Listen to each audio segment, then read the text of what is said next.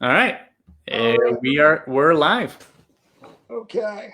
Well, this is Bob and Jedediah Hartley, and we had a discussion for the last 30 minutes, and it was a good one. And just, it was really, we both feel passionate about some things, so we just want to talk about it. And I think, I just wanted to start with the introduction of us, and I wrote it down here that Uh, I think that with Jed and I, that we're trying to build a blue city. By that, just when Jed was young, that I just before he was born, I had a dream that, and this isn't the definition of everything he's about or what he's doing or me, but just that he would have better ways of seeing how societies could be formed. And so I've seen him on this search, and I've just seen him be a ridiculously noble man, kind man, uh, great listener, and all life is about finding family, really, for all of us, and finding love and just being able to be ourselves. And sometimes we'll just get uh, you'll feel your emotions rise up Hmm. because you've lived some things out. So that's really what happened before this conversation, and and Jed's a reasonable one again who said, "Well, let's just share our ideas and then genuinely try and find out and learn from one another." And so that's really what we want to do is learn from one another and see a better way. And I think our goal together is we can look at this as a real challenging time for our nation or a great invitation. I believe that there's times where you're blind. You all of a sudden get your eyes open, like we did with the George Floyd situation. We say something's not right in Mudville, and Hmm. so and it's worth us stopping as a society and seeing Yeah. how to deal with that blindness because the love level and the hope level for groups of people and the insensitivity, it's just not the heart. Our reference point, mine is Jesus, and it just didn't look like Jesus, and it didn't look like his ways, and that's what that scripture is so clear. I mean, slavery was never endorsed in the scripture in the Old Testament. The law was a tutor till there was Christ. And so Hmm. it's even in the Old Testament, it said, treat them like family, don't work them too hard, make sure they're cared for. Because I don't know if the heart of man and women could accept at that point the human race Right. that they couldn't have slaves. It's just progressive. But then when you got the New Testament, I mean, it was just wiped out. Paul said, Galatians, that everybody's equal. There's nobody superior. And then James, says it really strong. Says a rich man comes in, you give him a higher seat. Poor Yeah. man, you don't. So, and one of the statements of not Martin Luther, but King, but it was somebody. It was one of the most segregated or it could be racist places. It's been the church. I mean, the populace of the church is not mixed very well. Yeah. We miss the beauty of other cultures and other people groups, and that's where the blending of groups and I, there's the uniqueness of groups if we can keep equal value that you so appreciate, of learning. It's like the Olympics. You just love to see the different cultures and the way they're reflected. And it's really painful when you see one culture is treated as less than another culture. And so I, Jill and I are entirely on the same page that, just in the heart of the Lord and just with his understanding and his understanding heart, that we got to do better, and we're invited to do better. I think we can get caught in the trappings of, well, somebody riots or somebody's pouring a milkshake over somebody's head or somebody's, I mean, legitimate things that you just Yeah. don't want to see, the Yeah. tear down of society. But you want to step back, and the question we want to really address, and I'm just going to ask Jed, is systemic racism. And Yeah. that's what we were having a little discussion beforehand. And I just wanted to ask him, because I know he's done a lot of research and a lot of just heart searching about it. And he had the privilege to travel to India. He's not been just a young, spoiled American kid, I mean, Not it just not only. not only Yeah. Other qualities too. other qualities. So no, I've seen his earnestness, and I've seen his humility, and I've seen him live on nothing to learn and to grow. And so I want to really understand. My premise, Jed, is that slavery and the enslavement of men and women has been throughout history. Mhm. Pointed out about the Jews and the Nazis. The Romans had more slaves, than the Japanese, thought they were a higher race than us, and Right. I'd love to know how you see it in our society, because it's what's difficult is I see so much more improvement in the last 200 years, and I always want Yeah. to come from an appreciative of what it is, Yeah. but not lessen Yeah. what needs to be done and how Yeah. to see the suffering that there is right now. So just would you define that for me? Yeah. Systemic racism, and just apply it in our Sure. nation. And Sure. Yeah. And I one qualifier: I just don't want anybody to judge Jed or I, because in an hour conversation of 45 minutes, he's not going to get out all of right. the layers Hmm. of a really, like the president's got what, 2 minutes to say what they Right. feel about. Right. Yeah. So you just There want is to something there is something silly about, and they're so bad at not interrupting each other too. It's like, okay, solve climate change in 2 minutes. And it's like, well, that's a problem. yeah, it's one thing at the kibbutz I was at, and I'll get back on subject, or with my dad. You just the kibbutz, we have hours because Mhm. they're Old Testament people and I'm New Yeah. Testament. We Yeah. just Yeah. and you just learn so much, and you might have points where you really felt like you're gonna have a conflict, Yeah. and then there'd just always be aggressive. You just kept in there and listened to one another, and Yeah. that's where I have a tremendous hope for us as a nation, and Yeah. just us really working for a positive solution. So go ahead. Yeah. Well, so you touched a little bit how um, on just like how you feel like we as a nation, the United States has progressed even just as a nation, and I think that you're kind of referencing also to the ways in which the United States, separate from a lot of other historical nations, has been really a lot better with the way that people are treated and fighting for equality and stuff like that. And I completely agree. I think that there's ways in which we can look and say, we're getting better as a society. We're progressing around. Like, I mean, certainly you look at some of the issues in the 1930s and the 1960s and the 1980s, and you can see progress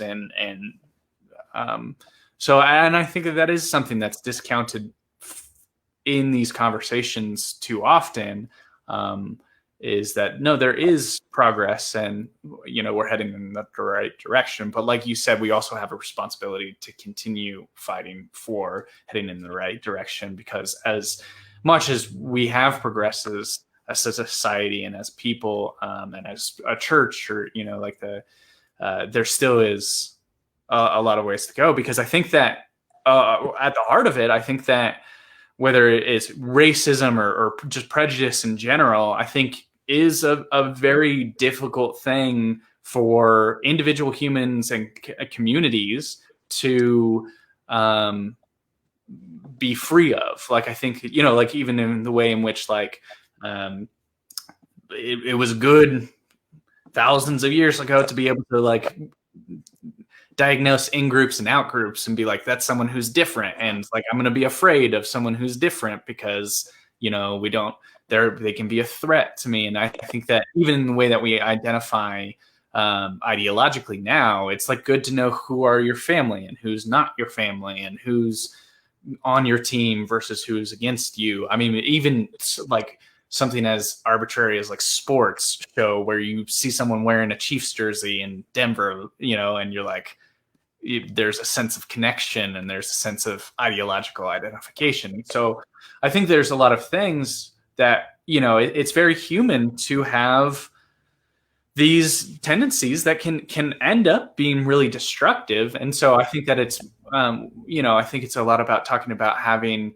the responsibility to work towards fighting for equality, because if we don't fight for equality, there's a lot of tendencies where we can slide into behaviors and that are prejudicial. But so all that to say, just talking about systemic racism, what it means for me, and the best definition that I can kind of give is that there's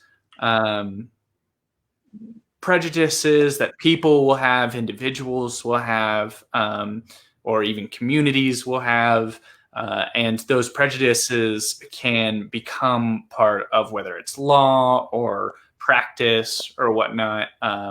And so when we talk about systemic racism, it's talking about like how there aren't necessarily, there's Joe and Jill, and Joe is explicitly being prejudicial or racist or whatever to Jill and affecting it. It's more there's a community and there's systems in which someone who is a person of color, or women, or just a minority in certain senses, might be disadvantaged, have less access to education, have less access to home ownership, to fair wages, certain things like that. And it isn't necessarily one person doing it to another individual person. It's happening on a level that is a social level, or a corporate level, or something like that. And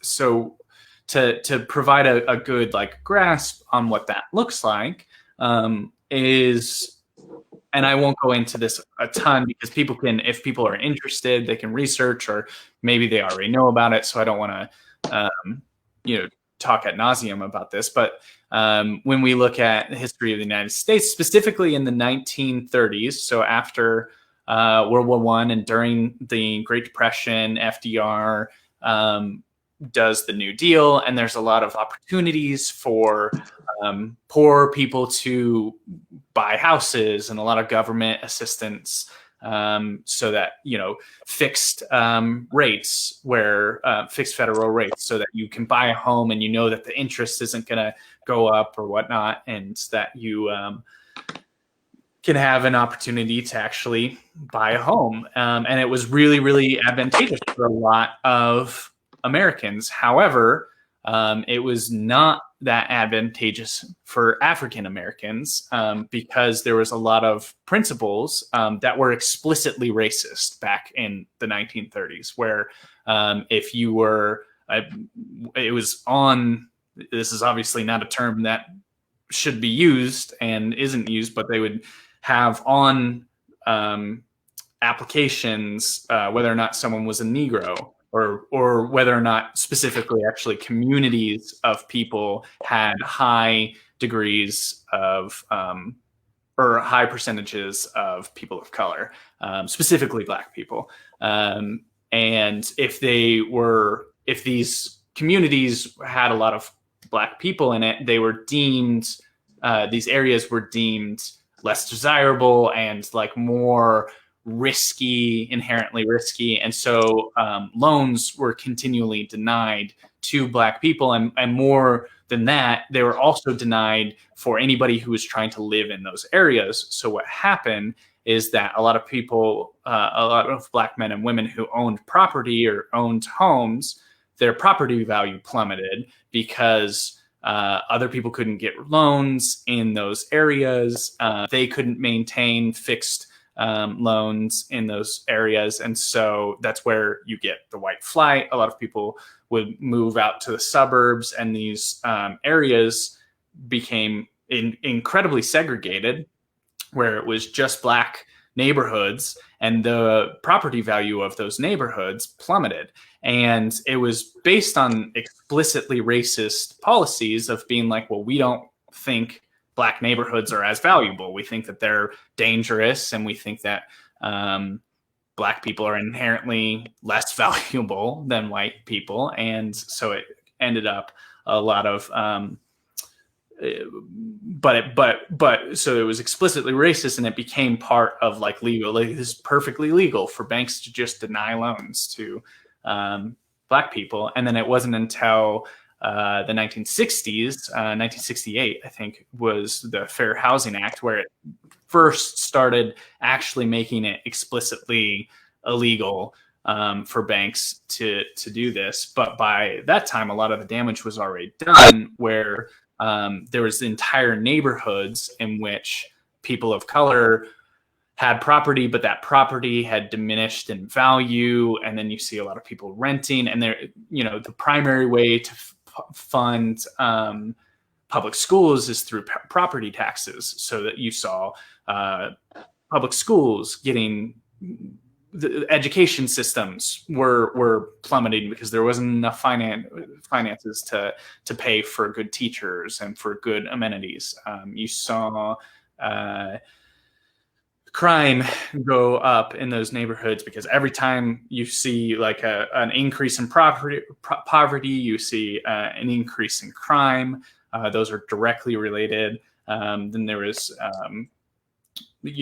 a lot of problems with policing came about because of that, mass incarceration. There were just a whole lot of cascading effects. And those effects still are present today, even though a lot of these explicitly racist policies are no longer, a part of American law, and it's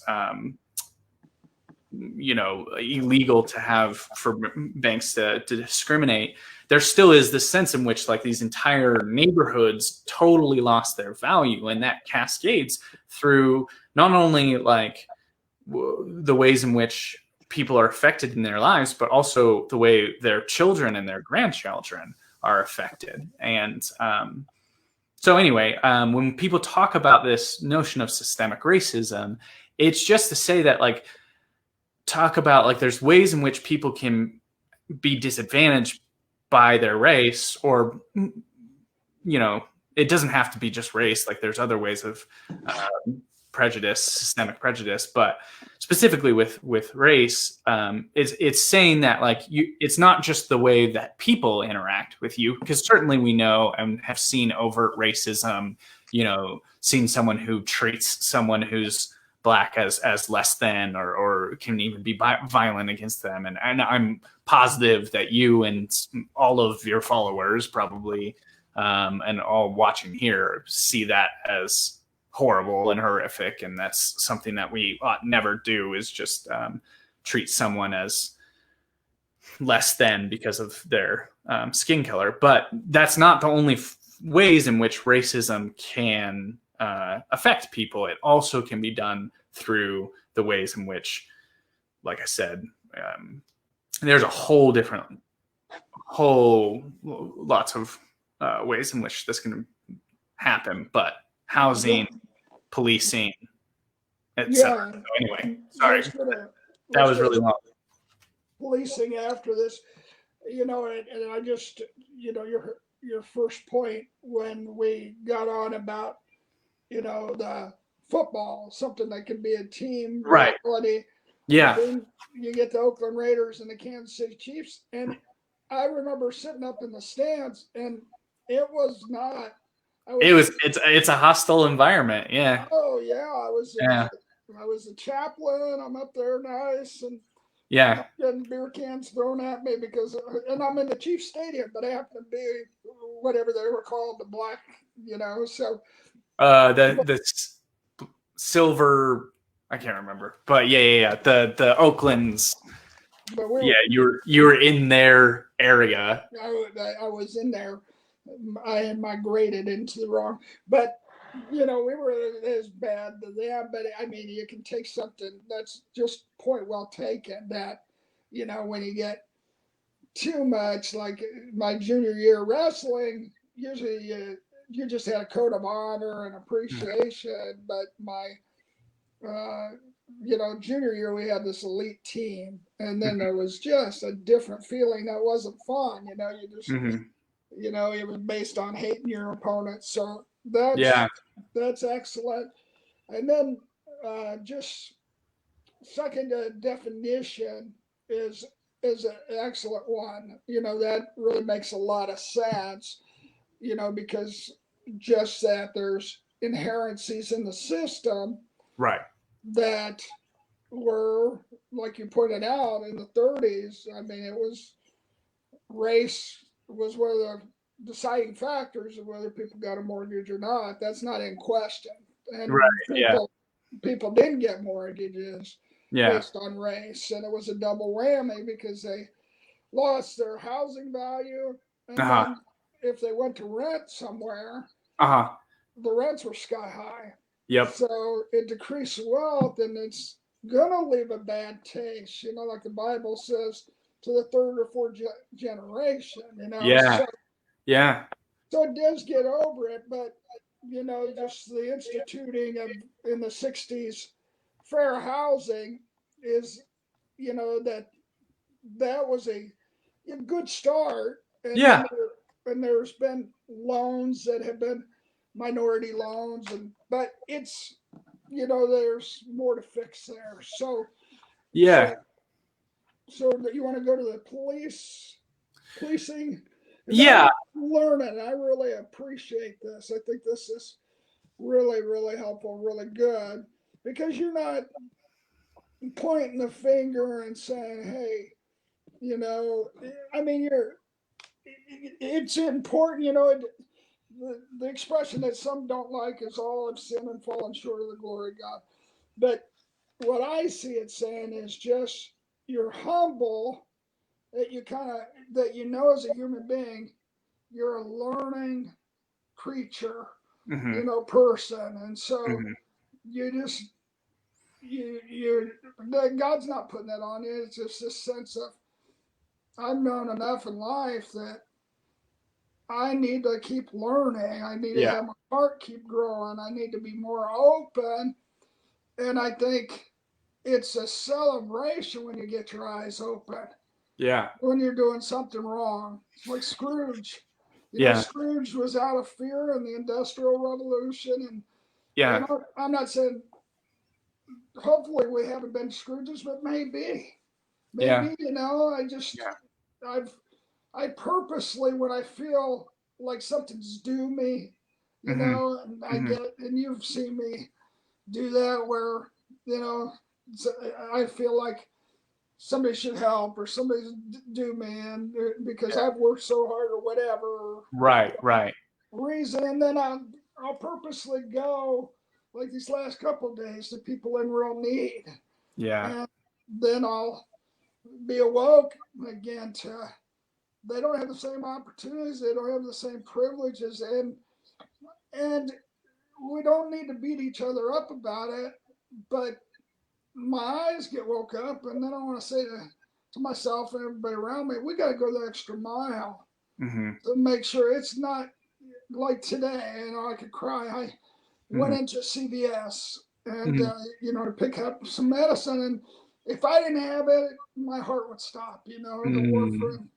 And Mm-hmm. so I know how important it is. Well, there's a woman and she's got diabetes and she's flat, and they, she says, I have three, and I can tell by the medicines, and I'm not that smart. The pharmacist said the diabetes medicines, and she said, but I Yeah. only might have enough money for one of them.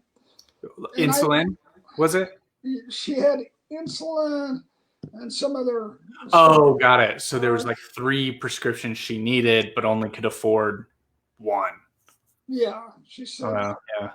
she said that I might only have enough for one of them, and she Hmm. wasn't, and I said, no, she'll have enough for 3 of them. I said, if you Oh, don't, wow. Yeah. and she just looked at me, and I thought, this woman, here we are, Yeah. state line, 130. I mean, a nice area, Yeah. and she can't afford. Well, the lady comes back and says it's $22 total, and she said, "Oh, I can do that." And then Mm. I said, "Hey, I'm still glad to pitch in, but I just thought, Yeah. man, if I don't like get my nerve medicine for the Yeah. sciatic nerve, it's just you might as well bury me for a day or two. By then, Right. just yeah, it's just grit my teeth and get through it. And I just thought this is a land that we have enough where that doesn't need to happen. So go ahead on the policing front. Yeah. Um, Well, so yeah, I mean, honestly, I think that that's one of the. I think that understanding how housing works is more important to me because, like, and this is me. And some sociologists that I've been reading and stuff, like I'm not totally alone in this thought, but yeah, I'm sure there's plenty of people who disagree and think there's different emphasis on different things. But a lot of just like when you have groups of people who stick clump together, like when you have neighborhoods, right, and they share sociological factors like race and class. You can have entire groups that are more disadvantaged. So like if you and this manifests in a lot of different ways, but like I remember when you had your appendix burst and you're in the Atlanta airport, um, and you had to get rushed to a hospital that was like super close by. And I'm from what I remember about the story, I could be remembering this wrong, but there was just it was like an extremely underfunded hospital. It was chaotic. You did not receive good service and stuff like that. And I imagine a lot of that it has to do with like it is a hospital in a poor neighborhood, and a probably densely populated neighborhood. And I would imagine probably predominantly black neighborhood, because that's what you can see that in not just like Atlanta is a really good example. Kansas City is a good example for people who are listening who know Kansas City well. Troost became a dividing line where in the I think it was maybe the 50s or maybe it might have been earlier, but east of Truce was drawn a line around, and at the time it was like they used to talk about Truce as Mansions Row, because it was a lot of where a lot of wealthy people would go, and Park, and yeah, it and if was farther north, but it went down for a while. Yeah, yeah, it was nice homes. yeah, and if you go around like 31st and Truce, very close to where I used to live, and you see like courthouses that are really nice, and you see it's sort of a really weird thing because you'll see some really nice old buildings and whatnot, but then you'll also see like just it quite clearly is a poor part of town. And what happened is that was literally someone got a red marker, drew on Truce and then went east because it was a neighborhood that was predominantly African American, circled it and said, this is a neighborhood we don't want to invest in because of the percentage of black people in this neighborhood. And so people who had, their mortgages and whatnot, or like trying to get mortgages or trying to get refinanced, they weren't able to do that, especially if they were black. But even people who were white there were forced to move out. But then they were able to move to other neighborhoods. The J.C. Nichols development around the plaza, it literally was explicitly like you could not sell property in the plaza to people of color. And this was like up until, even after the 1968. And so what happened is that you saw that neighborhood just became incredibly impoverished. And what you also saw, supermarkets started like there wasn't as much of a demand for like supermarkets. Just your local organic market and whatnot, because like people couldn't afford it as much, and people who are poor generally buy things like canned goods and things that have preservatives and things that like are just cheaper, mass produced sort of stuff. And so if you live east of Troost around 31st, you have to drive like 6 minutes to get to an organic no, 6 minutes, like 15 minutes to get to a supermarket, like just a good supermarket. All that there's like a few Aldis in the area, but and everything's like super overpriced and whatnot. Besides Aldi's is great, but that's a different conversation. But the hospitals in that area are not as good. The schools in there are not as good, and so you just see all of that. And then I think the final aspect then of that is the way that those neighborhoods are then policed become much different than neighborhoods that are policed like Johnson County or something like that. And a lot of that just happens with it's not just racism. I think that there's a lot of like classism in there. Like people who are poor generally do have like are pushed to commit crime more often, but just out of desperation, stuff like that. But it isn't necessarily like the bump in how much people who are poor actually commit crime is not as disproportionate. A good example is like drug use. We associate drug use with people who are poor, but it actually over socioeconomic levels is pretty even. Like people in the suburbs use drugs too, especially like marijuana and stuff like that. But yet they just aren't policed. And so you don't see as much crime statistics about it because like you just don't get pulled over or you don't get investigated for.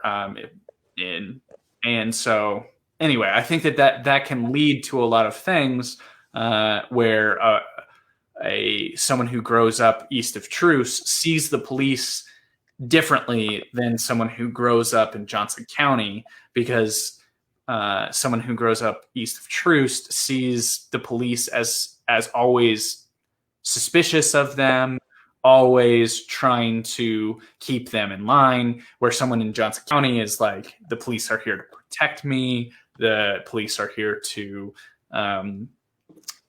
secure my way of living. And so I think that that's where we then get into a lot of the contemporary issues that we're trying to figure out right now with George Floyd and police shootings and the ways in which violence, where you're like, okay, the police should be the group of people who are protecting us, but there's large swaths of the population who are just absolutely scared, even though they're not in any way criminal or anything like that, but just like, living their lives. And maybe like you or I have definitely done some things that are worthy of, questioning, and we're over the line in particular situations, but for the most part, just trying to be good citizens and live our lives and whatnot. But yet afraid that like, well, if I get pulled over, I'm not going to get the benefit of the doubt because I have an old beat down car, like I'm poor, doing that. I'm black and I live in this area east of Troost, and so someone is going to pull me over is going to automatically be suspicious that I'm up to no good, even though I'm just trying to get to my job at Home Depot or get to my job at Taco Bell and or whatever it is. And I think it's a really very real problem. You and I always talk about like we can identify the problem and disagree about the ways of solving that problem. But I think that, my heart in this conversation is just explain that it is a very real problem. Like the way people are treated and the way that these systems are oriented to disadvantaged particular groups is something that we have to look at. And if we want to make our world a better place and make the United States a better place, regardless of how much we've already done that and how much we're already progressing, if we want to look forward and say that we want to be a place where people have opportunity to grow and to, even if they're poor or even if they're black or even, regardless of their factors, to still be able to have meaningful work and to live good lives, this is something that has to be addressed. Well, and I agree with you on the housing and that there is, some, I think, good solutions. I like what Bob Fraser, I'm just going back and just, speaking to a couple of points you made, like Bob Fraser, they have a fund and they really keep people in their homes and they, their goal is not to take advantage because if they move to the default, what they buy is second mortgages. So somebody doesn't pay that second mortgage, they can default them and then they get all that equity and they resell it and they make more money or they rent it and they can rent it higher because it's fixed. But their goal, and they're getting a lot of favor from banks because, I think that the premise sometimes is banks don't want to do good or others don't want to do good. No, the banks, these are some really good people that I've met that just say, we don't want people kicked out of their houses. Right. And so they do these workout plans that are elaborate and they keep them in their homes. And so if we had more of that going on and other things like that, but I totally agree. I think that's I'm sorry, I'm sorry to interrupt what you were saying, but I no, just want to reaffirm. Like I think that there are we can generally be too quick to dismiss things like, oh, well, all the banks are bad, or whatever. And I think that there's certain things in which, like, it's important to be talking, regardless of whatever bank or whatever the history it is, that it is there, you got to make sure you're not taking advantage of people. That can happen to different degrees. But you can look at like payday loan places versus like banks that are like, one is about you're poor and I'm going to use that to leverage money out of you. And then there's other banks where it's like, look, I want you to pay your mortgage. I'm not going to try to squeeze money out of you because like, it's not good business practices. It's good to have people have sustained growth and have an allegiance to the bank. And like, a lot of times, a lot of my interactions with some banks has been really good, even though I'm not super wealthy or anything like that. But like I pay my credit cards on time and stuff like that. And so there's been senses in which it's like they want you to succeed because that's beneficial to them. But it also is like, well, they're not all evil people, they're providing opportunities and stuff like that. So I totally agree.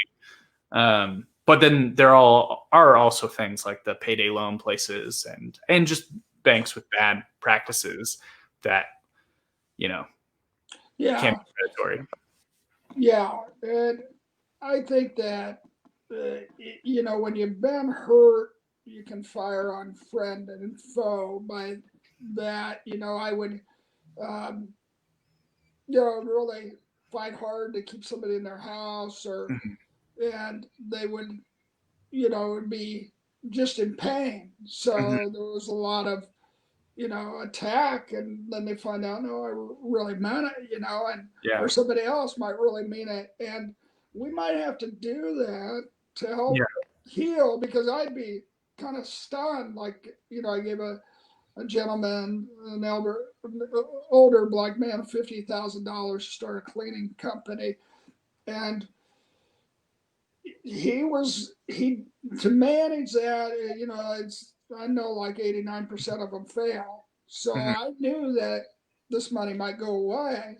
Hmm. But when he started to not be able to pay his bills, well, I hadn't helped him enough, and this and that, and Mm. I saw behind it, and Yeah. I said, I just sat down with him. I said, Leonard, you're really scared. I Mm. said, I'm really scared. I thought I'd be able to make this, Yeah. and Sure. it was wonderful. And I Yeah. said, we'll do our best, and I was Yeah. able to employ him, but I could have easily said, "Gosh, buddy," Yeah.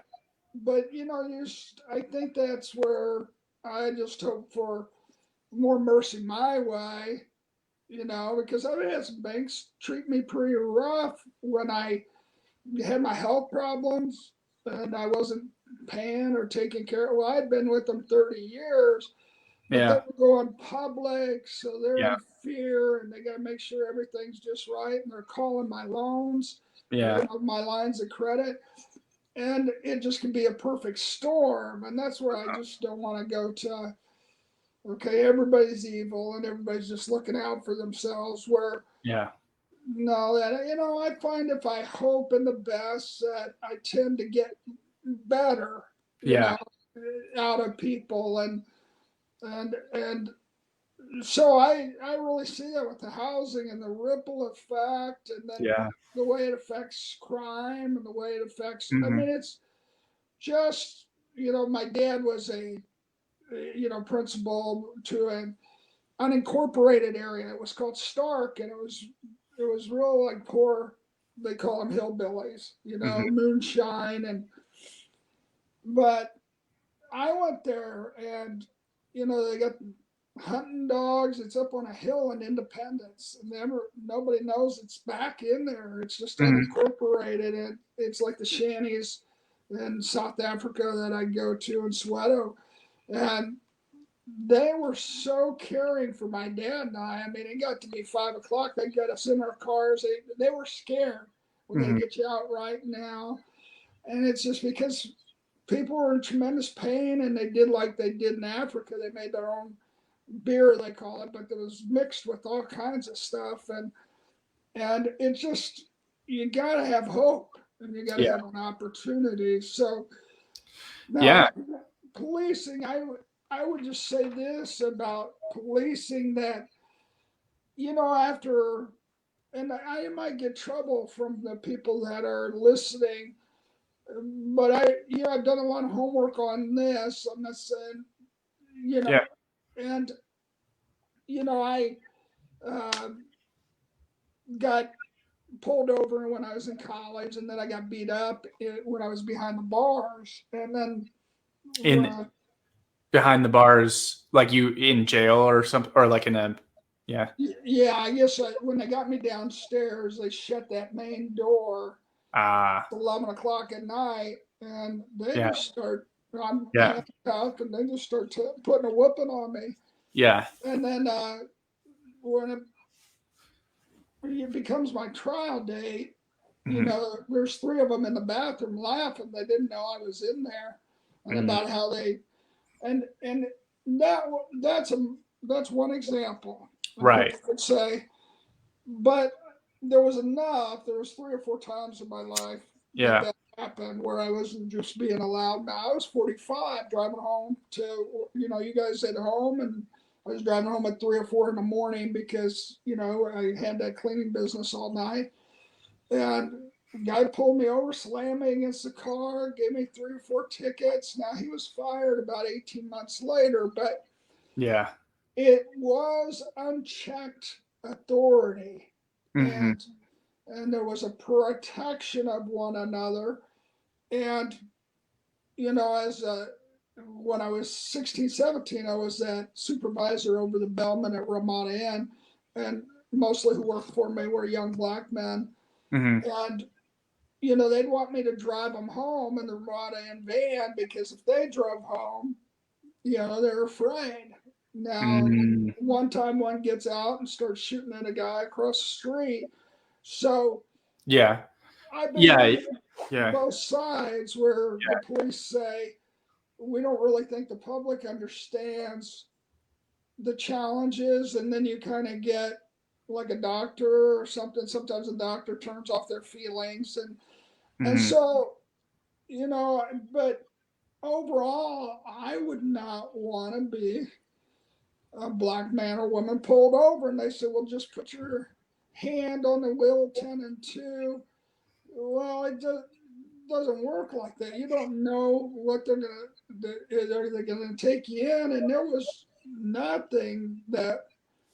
no cameras, nothing. Now, the one thing that I have loved about what the police are saying in reform, that they are saying we want body cameras, we Hmm. want cameras everywhere so Hmm. that everybody can see Hmm. what we're doing, what we're not doing, and in the rewards of it, when you're called names and that stuff, people are human beings, and so I Yeah. just do think that I want to, I saw a 9-year-old girl that was going to, and you could tell in the eyes of some of the police, and I actually knew a few who had been stinkers in the Kansas City Police Department because Inman, who's our 105-pound wrestler, he ends up about 185 and built like a rock, and he's a policeman.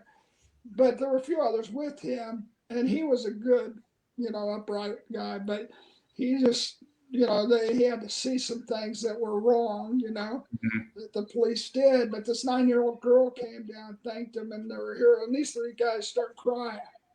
And Hmm. sometimes you can fight fire with fire, or Hmm. they just wanted to change after that. So, but I really take that to heart about the policing and about, just being compassionate. And, I Yeah. think it's when, somebody's giving it to you, like you're the problem.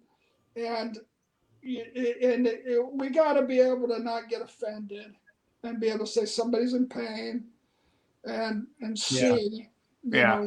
what the good solutions are. So Yeah. Well, yeah, I think, and I appreciate you saying all of that. Like, I think that, um, it means a lot to hear that. And I know we've talked about this before, and I know, some of the perspectives that you have and whatnot, but I think just even sometimes the recognition of like seeing some of the George Floyd situation, or just like the realizing that one police shooting that was unwarranted is one too many. Like that just is in of itself, like it is a problem, and appreciating that. But yeah, and on my end, like I do find a lot of problems with the way in which the rhetoric becomes about us versus them, and uh, demonizing police. I think that there's appropriate reasons for degrees of caution, and of the way that like people view the police and whatnot. But I think that a lot of police officers are trying to do their best, trying to keep the protect people and protect our communities and whatnot. And I think that there's some mentality shifts that could happen that I think, especially like with the people themselves. I think there's a lot of really, really great people, and that just dispositionally that there's maybe some shifts, that going from like a hard on crime perspective, which a lot of, I mean, pioneered by Democrats, and but anyway, going from a place that really villainizes members of our society, and having this attitude of of police officers being out there to catch the bad guy versus protecting the people. And I think so.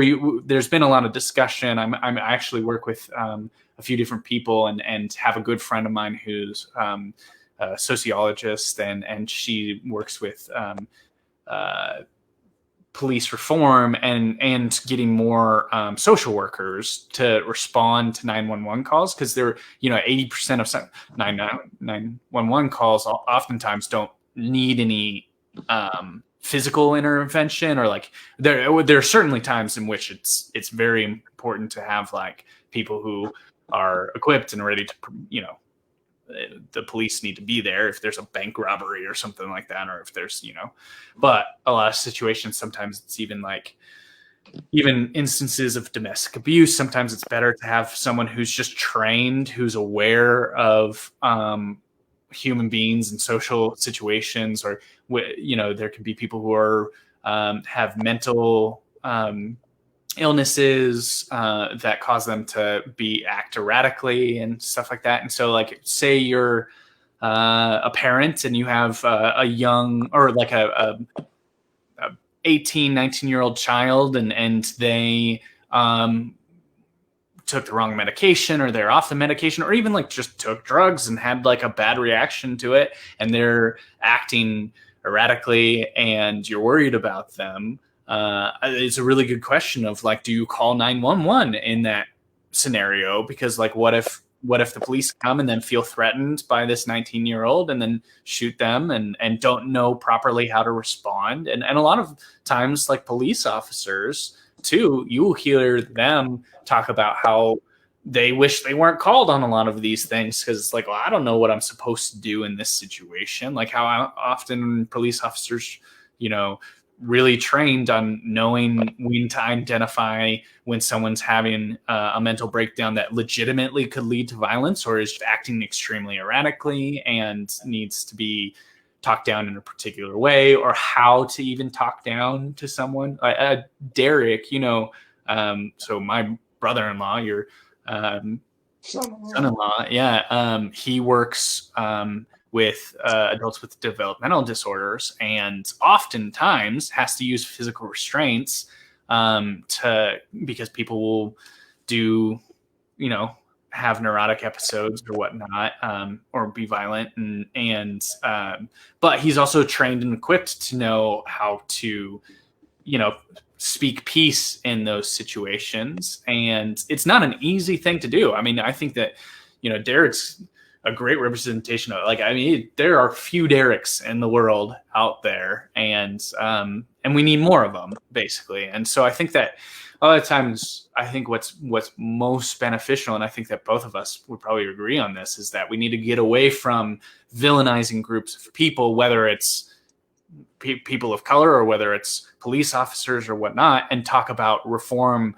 of being like, this is a particular problem. How can we talk about, I think you have to talk about poverty, and you need to talk about how we get people out of poverty and get neighborhoods out of poverty, so it's not entire groups of people in one place. How police reform, how we can start treating people, knowing how to like handle situations in which violence is the absolute last answer, how to properly fund police system or police organizations so that it's not going to spending that it is unbeneficial, but going to, good training and stuff like that. And so I think there's a lot of really good coherent conversations that can be had without, the pointing the finger, and without getting to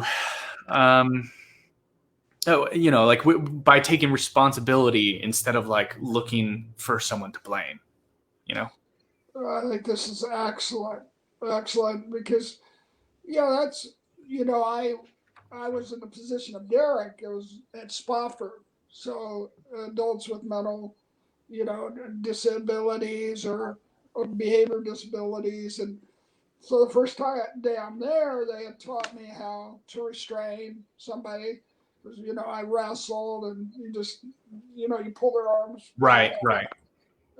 But they can be superhuman, it feels like. But But this one young man took a glass cup and everything was fine, and he just rammed it through the other kid's face, Oh wow. and Yeah.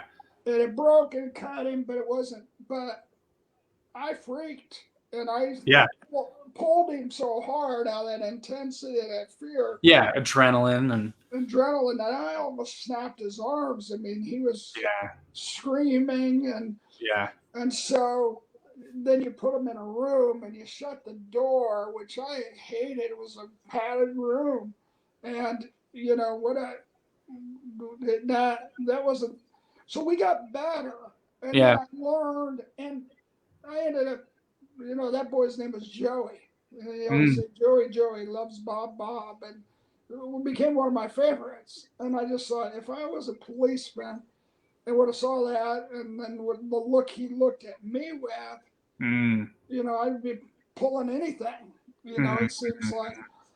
So then I got trained and I understood, Right. and you really quickly understand how to calm them down or how to sense it coming. Mm-hmm. And that's where Uncle Jimmy is just profound on being able to see a fight coming or Right. disruption. Yeah. Yeah. And so I do feel, for the police, and I do think that there's a change of rhetoric, and like I watched just to see what's legal if somebody breaks in your home, and I've never had a gun, done those kind of Yeah. things, but they would call them the perpetrator, and then they took the room temperature challenge. That means they're dead, Mm. and and the Oh. and Yeah. Okay. the insensitivity Yeah. was, this was a justifiable situation. And I'm thinking, here's a mother or father, and in Right. some situations, like a guy's coming with a knife, but he's staggering everywhere. He couldn't have gotten to the Yeah. policeman if he tried, Yeah. But they talk him down, they taser him twice. It doesn't make any difference. And then he rushes and they shoot him in the leg, Mm-hmm. but they hit a femoral artery. And Ah. now they were able to save him, but within a few seconds he could have been dead. And I just thought, you really didn't. You could have gotten 20, 30 feet. This was my assessment, and I'm not. Yeah. It just Yeah. seemed common sense was Yeah. he's getting more irritated, he's getting more provoked. He's obviously not on his medication, and there's a woman Right. saying that in the background, and so I don't know enough of the ins and outs, but I've not talked to enough police people to know, you just don't know. You just have this, they got a gun or they got something else, and you can't get there to check Yeah. them out. And I just do, like you said, believe that really some of it could be really solvable. Like, it's a Yeah. brilliant idea. Like what we would have is we'd have a social worker when it got Yeah. elevated, and they come in and they'd be able to know where the key was to their fear, because their fear would throw them like a drowning man. They're going to climb up you. And so to elevate it by sending the police with the sirens. So I really like that. I think we put our police in some pretty difficult situations, but we got to change the rhetoric, and they got to remember that's a human being.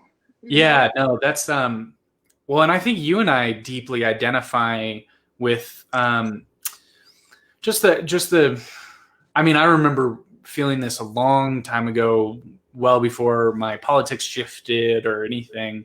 But just the way in which, and this happens in a lot of police conversation. It can also happen in like, you know, justice discussions about, war or anything, like a lot of things. And I think that there's good aspects to righteous justice and whatnot, and so some good conversations of that. But the thing that I often really reacted to, and I think you do too, is when people talk about like disregarding the lives of undesirable people. like, well, he was a drug addict, or well, she, was violent or something like that. And it just oftentimes, like, I really have a concern, not only for that mentality, whether it's, I mean, especially if you're in a police and you're responsible for protecting people and whatnot, but just also just in everyday life and rhetoric. I think that it's like, maybe it's because we've both been close to, or at times been people who could be deemed undesirable. I know that when you were young, there was a lot of times where you strayed from the straight and narrow a little bit. Not saying, like with whether it was with drugs or something like that. No, I dealt drugs, for 3 years, and if I would have been caught, I'd be in jail probably now, because of just level. And my dad looked at me knowing the inner city streets, knowing what those drugs did to young people. Yeah. But he was able to see my heart and say, Bobby, you're going to be quite a man. And Yeah. I already knew how much of a dirt clod I was. Yeah. And I really, really appreciate that, because that's a moment in their history a lot of times, or it's a life pattern that they don't want to be in, and there's just a better way. And so next time I'd like to talk about solutions, but Yeah. that is our undesirable gay. You're a gay person, so you're Right. undesirable. Right. Where it's like, I go up to the counter at CVS, and the man, lets me know, he looks just like Josh Bruton. And I Oh, said, yeah. Josh, what you doing? Because he's got the mask on, and Oh, right. Yeah, it's hard to recognize people right now, yeah, and he or said, misrecognize, I guess, in that situation. yeah, and he's got this British, very Peterman, or his first name, Peter. Yeah. It was a really cool name, and he lets me know that him and his partner, that it's getting cold. He saw my runny nose, and he wanted me to have vitamin C, an immune system, and he takes me through it. And he says, "Now this is because I love you," Mm-hmm. and he loved me, Yeah. Yeah. Yeah. Yeah. and Yeah. I didn't, and that's the first time I met him. It wasn't weird. It was, Yeah. and I was so warmed, Yeah. but that if you allow those things, that's never right. It's never been right in the scripture. It's never been the nature of Jesus. Yeah. And so that's where, and this is really, I'm glad, this has enlightened me really honestly about the definition of systemic racism, because you can see systems that just wreak havoc. Mm-hmm. And I mean, it's not dispassionate to look at. It's not getting caught up in, if you feel like you're being pinched in the face over a bunch of issues that, I knew about the early challenges for housing, but, I was looking at it. I didn't read up enough to really see Yeah. how disastrous it was, Yeah. and how much it's left bad schools. It's left, Yeah. it's a bigger hole, and it needs bigger help. Yeah. That's And great. and so, when I was first coming into this conversation, I was looking at, this idea that because you're white, you're bad and you've done Right. something. Right. Right. And the truth is, I am responsible for a measure of my heritage, and those that, I feel proud of my parents that they Yeah. fought some things, and my grandparents.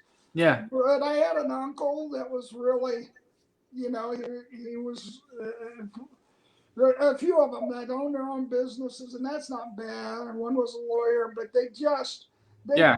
they had zero patience for somebody's lack of self responsibility, they would put it. Yeah. And I think there's a real balance there Yeah. to be able to know how to coach and and help people to grow versus demand growth too quickly. And Yeah. I don't want people to do that to me. So Yeah. Well, and that's what I think even specifically about systemic racism, it's like one of those things where it's like, well, it's not supposed to be in of itself specifically critical to individuals, because the whole point is that it's these systems that we have to fix. It's not like, if you want to point the finger at who's bad, it's well, the people who built the systems, but most of them are long dead by now in the 1930s and whatnot, in the specific ones that I talked about with you. Um and I but would like, say to that, sometimes it's hard to nail down because maybe yeah, the framers thought we're going to help in a unique way, and then the appliers used it for their advantage. They just, and that's where it to me it's kind of vain to try and figure out who to point the finger at.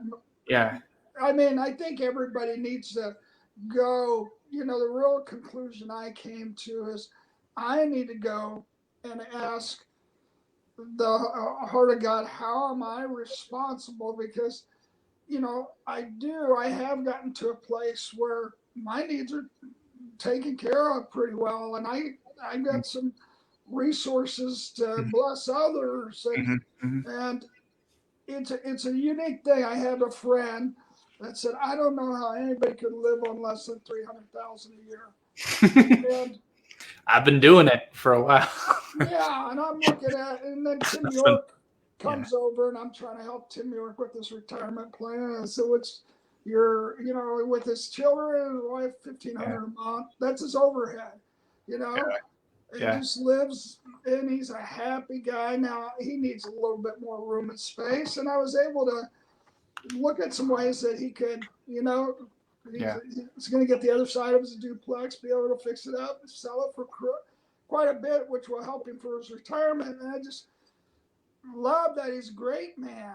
It's yeah, just, if you're not gifted in business, sometimes you can work really hard like he has, but that's where I'd love to see the sharing of gifts and the sharing. I wouldn't have made it without SCORE, which was senior executives that mm-hmm, help you. I can't remember the acronym exactly, but I mean, they just wanted to make sure that I succeeded.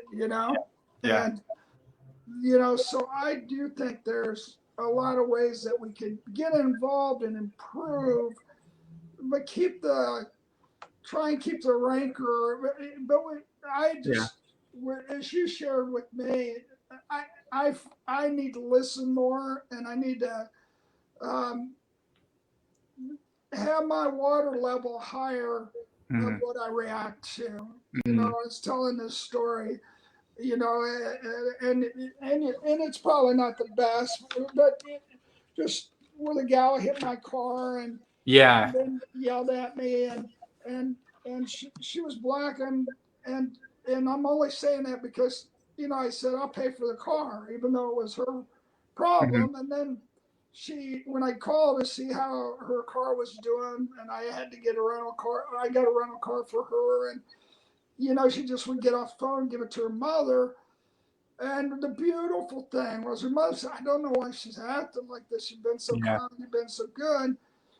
But she got her car back, and I said, I'm just so thankful. I'm so thankful that you and the baby weren't hurt and that. yeah, yeah, yeah. And her mother said, there was just this long pause, and she said, I haven't seen her cry for 20 years. She Oh said wow, yeah, she's crying. And she said she just didn't believe a man could be kind to her, and mm-hmm, her own father had. And yeah, I was so glad that I just didn't act like an idiot. Say, yeah, okay, we'll wait for the police, and you're just right, getting in trouble here, yeah, because I haven't been through what she'd been through, and if sure, I'd yeah, been through what she'd been through, I'd probably, beat me over the head with a hammer. It just yeah, it was an inconvenience. It was, Yeah. and I think that, just from hearing it tonight, after I got through the first 30 minutes when we were talking by ourselves, and I was pushing that, just listening is good. I just feel a whole lot better about just, I just can't believe Jesus who said, and I believe we're to be the Good Samaritan nation. And Yeah. that, Yeah. so the Samaritans had been mean to him, wouldn't allow him to cut through their land. So he has to walk all the way around it Yeah.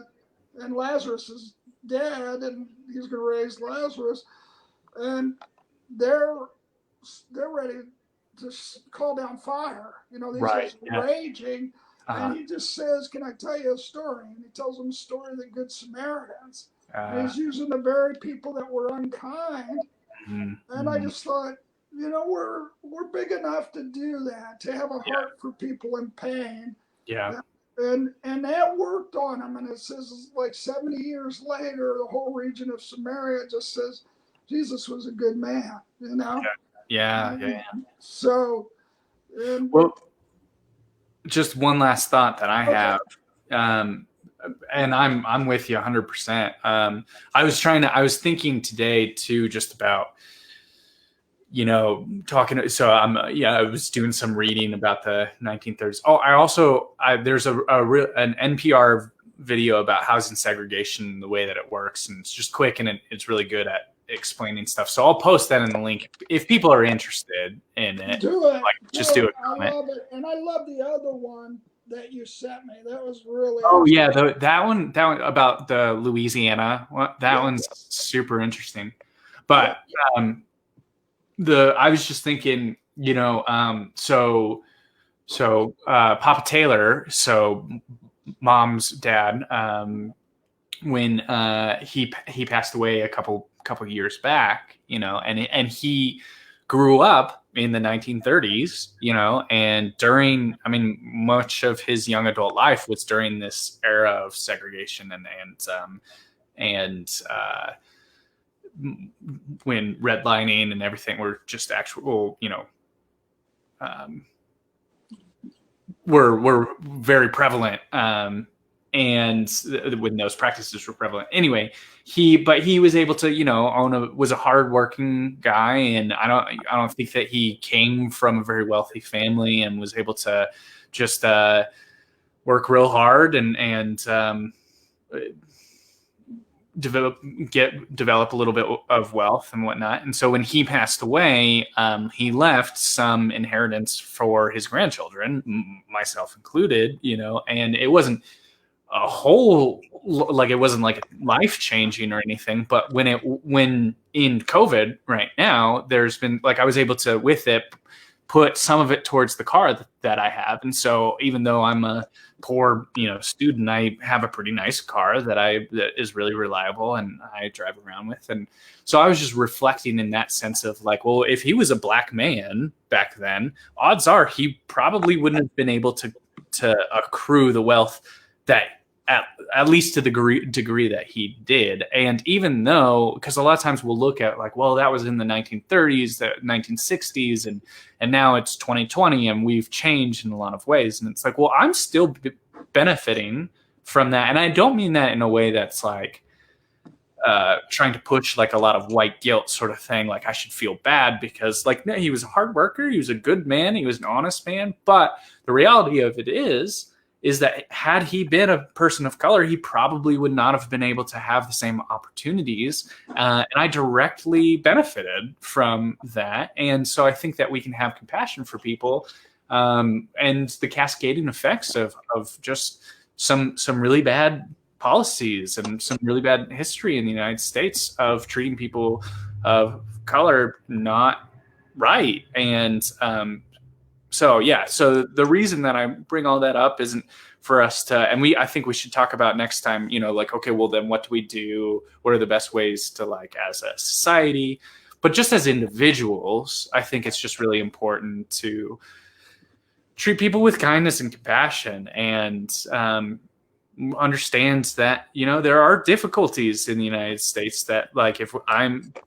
you're white, um, there's some difficulties that might be harder for you to see and understand, but like they're definitely out there, and having compassion for people of color and minorities who have had history of discrimination in their lives, and just being willing to listen. And even like Googling how your own city, like if you live in Detroit or you live in or Wisconsin, like, and local or nearby cities, and seeing how um, redlining affected those cities, I think it would be really good education, just to learn. Like, it was really important for me when I was 19, 20 years old to look at Kansas City, and I still love Kansas City. I'm very proud of Kansas City and the city that it is, but there is a lot of problems, and to make a change, we're not going to fix everything, but to make a change involves recognizing these areas of lack and areas where we can get better. So that's my whole speech. Well, I love it. I mean, I love it because, being resistant versus loving and compassionate and listening to a true need. I mean, your point with Papa's well taken. And, it just causes me to remember a number of things. But one, there was a young man, if I said his name, he ended up pro. Talib, you remember the role? Played New England Patriots. Oh, Aqib Talib? Yeah. Yeah. Him and another individual went to the FCA, Fellowship Christianity. They went Christian, Fellowship Christians. They were from Wyandotte, and then they went to KU. Oh, I didn't know that. Oh. Yeah.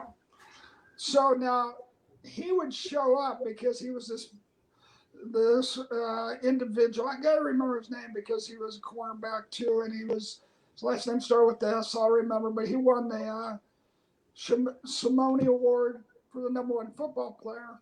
Oh, wow. And I think Talib might have been from Kansas and just came and visited. They were real good friends. Okay. Yeah. And so I would ask him after the FCA meetings if I could drive him home, Yeah. And he never wanted me to drive him home. And finally, I said, hey, it's quite a ways. I found out, and it's dark. Well, his mother, invites me in, and he sleeps in the basement. Here's the #1 athlete in our city. Wow. On a mattress with just curtains with 3 or 4 other brothers and sisters, and then the whole upstairs is full. And he was just so ashamed. And I just got to, John Shore and I got to, support him. And I mean, he wrote me for years just with the gratefulness. And I just think that, and I just got to meet Talib, but he's very respectful. I mean, he's a crazy man on the football field, but he was, they're just, I think that we can go away from here and ask, for eyes to be open, and then also, what can we do? Because that little bit, just helping him, get into KU, because I would do the chapels, Mangini. Eric Mangini? He was coach that took up 2 seats. Yeah. The Missouri coach. No, KU coach. Oh, KU coach. Yeah, he led them to be a pretty good team, but so I didn't do their chapels always, but I did them once a month or something. Right. Yeah. And we introduced these athletes, and and so they saw they were worth a scholarship, and they're good students, and just a gratefulness. And they never asked anything from us, but we were able to, while they were in high school, get them some clothes and do some things that they just forever were grateful. Yeah. And I just think, I didn't feel like the rich white guy that I get to. Yeah. I just felt like a friend. Yeah. And I think there's a lot of opportunities to befriend some great people, and yeah. And I hope this gives us an opportunity to do some of those things, Yeah, So, absolutely. and to pray and think about programs because, I I can spend more money to, you know, make somebody's life better. You know, Yeah. I and I the way I would do it is probably invest in a little business that somebody would want to start and help them get going, so that they can, like my town helps people with chickens, and in Yeah. Zimbabwe, and it's made such a difference because chickens produce a lot of eggs, and it's you get two or three of them, and you're sailing, Yeah. eggs for your family at least compared to the normal lifestyle there. So, all right, love you, buddy. This has been fantastic. Really, really good. And thank you for your Yeah. patience. And I ask for your forgiveness up front to come in kind of loaded for, because I didn't, what I read of the word systemic, Yeah. I didn't Yeah. like the implications, Yeah. and so, Yeah. so, and you were just asking me to listen and say, hey, Dad, I know a little bit about this. Do you want to listen? You were humble enough to let me get through my fit and listen. So No, no, I think it's why it's hard, especially right now. I mean, we started this before the heat of the election, sort of before and as we get closer to the election, I mean, it feels like the temperature's getting turned up and whatnot. I just remember too 2016 and how it's very hard, I think, to maintain um, calm dispositions while still holding on to convictions, yeah, in this time, and knowing how to balance that, because you don't want to just be like, well, let's always meet in the middle, and and everybody's right, because it's like, well, no, there's particular things that are really important that we got to fight for, and I have these particular convictions, and so you don't want to give that up, but you also don't want to alienate the other people. And also, like, I think there's a plethora of information that works to radicalize and works to make regardless of whatever you're thinking. I wonder even how much our Google searches and our YouTube searches or whatever, if I like type in systemic racism and you type it in, we might get total different things because algorithms dictate where they try to find what you want to see. And so it's like you can be a conservative individual and Google that, and you get all these articles that talk about problems with it or something like that. Or I don't know if that's the best example, but no, it really is harder to find what you feel like is I went to some people that I thought would have some pretty balanced, and now when we talked at first, I realized no,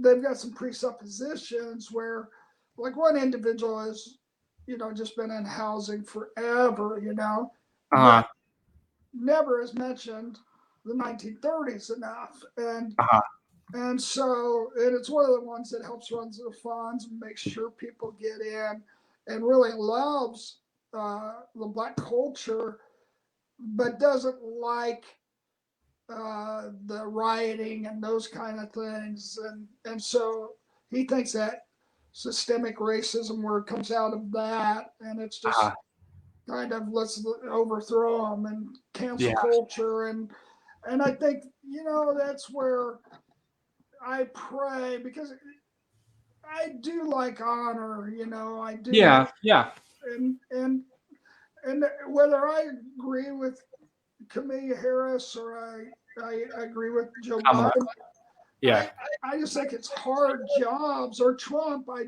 do not like his rhetoric. I do not like, you yeah, know, you, you it's just really wrong.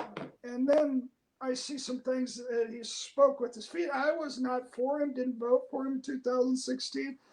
And I have just seen some policies that it seems like somewhere in there there's a heart and it's mm, been helpful. And I mm, think that's where, like I got bothered with Bill Clinton's reality with the young woman because I just thought you're president. Whiskey, Yeah. And that threw me off. It was one of the first times I thought, I mean, how old was I? And I didn't think that ever happened, the right, president sneak.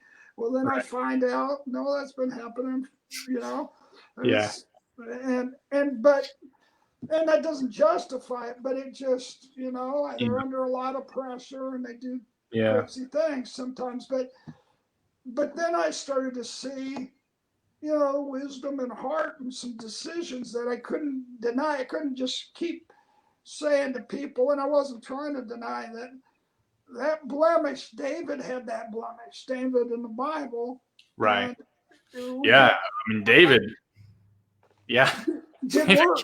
guy, Yeah, I had a guy killed, and yeah, so I just think there's a lot more mercy that people do grow and people do change, and that's where we get to, when yeah, they're pulling out tapes of Joe Biden from 30, 40 years ago, and you think, this, you know, yeah. you learn and you grow, and you got to hear him today, So. Well, and I mean, yeah, I think that